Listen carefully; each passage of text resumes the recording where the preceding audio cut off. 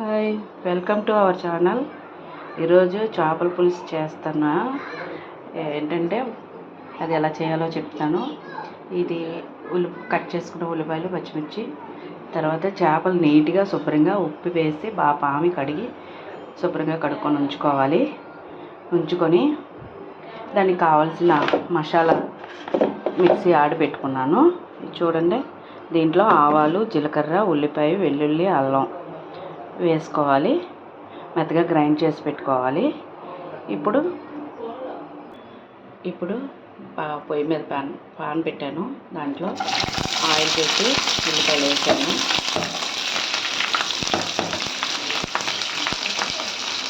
ఇవి బాగా ఎర్రగా వేగేదాకా వేసుకోవాలి. చూడండి, ఉల్లిపాయలు ఎర్రగా వేగిపోయినాయి. ఇప్పుడు దీంట్లో టమాటా కూడా వేసుకోవాలి.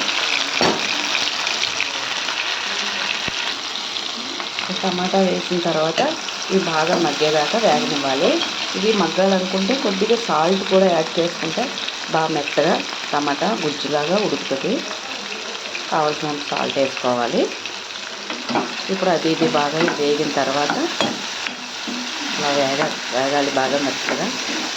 టమాటా మగ్గే వరకు వేసుకోవాలి.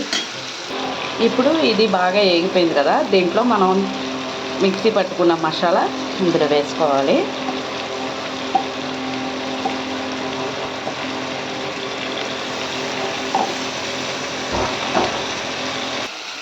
చూసారా, ఈ మసాలా కూడా కొంచెం బాగా వేగి ఆయిల్ పైకి వచ్చేలాగా, అందులో వాటర్ అంతా ఇంకిపోయి ఆయిల్ పైకి వచ్చేలాగా వేసుకోవాలి.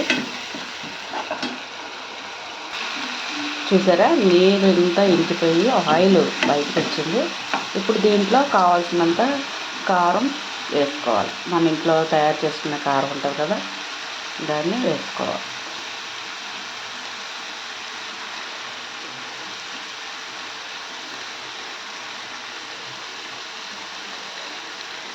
ఇది కూడా ఒక్కసారి అటు ఇటుగా కలుపుకొని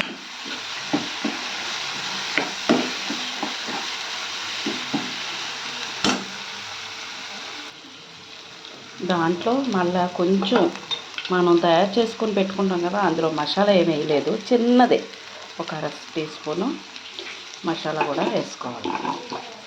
వేసుకొని అలా కలుపుకొని చక్కగా గ్రేవీలా ముద్దలా అయింది.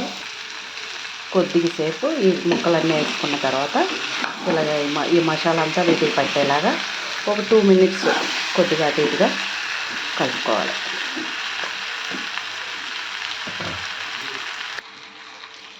కొద్దిగా దీనికి నేను దానికి కావాల్సినంత పులుపు తయారు చేసుకొని నానబెట్టుకొని రెడీ చేసి పెట్టుకున్నాను. ఇప్పుడు ఈ పులుపు ఇందులో వేసి బాగా కలుపుకొని, ఇందాక సాల్ట్ మసాలా వేసాం కాబట్టి ఇప్పుడు దీంట్లో ఎంత సరిపోద్దో అంత చూసుకొని వేసుకోవాలి. వేసుకొని మూత పెట్టి ఒక్క 8 నిమిషాల పాటు ఉడకనివ్వాలి. ఎందుకంటే మసాలా కూడా చేప ముక్కకు బాగా పట్టాలి, పులుపు కూడా మరీ రుచికరంగా రావాలి, సాల్ట్ కారం అంతా బట్టి. అందుకని ఒక్క 8 నిమిషాలు అయితే సరిపోద్ది. చూసారా, ఇప్పుడు ఇది ఇలాగా నేను చెప్పినట్టు 8 నిమిషాలు ఉడకాలి. మూత పెట్టుకోవాలి.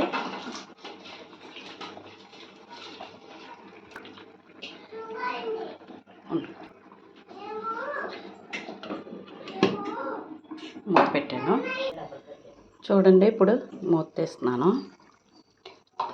చక్కగా బాగా ఉడికింది. దీంట్లో ఇప్పుడు స్టవ్ ఆఫ్ చేసుకొని కొద్దిగా కొత్తిమీర ఇలాగా వేసుకోవాలి.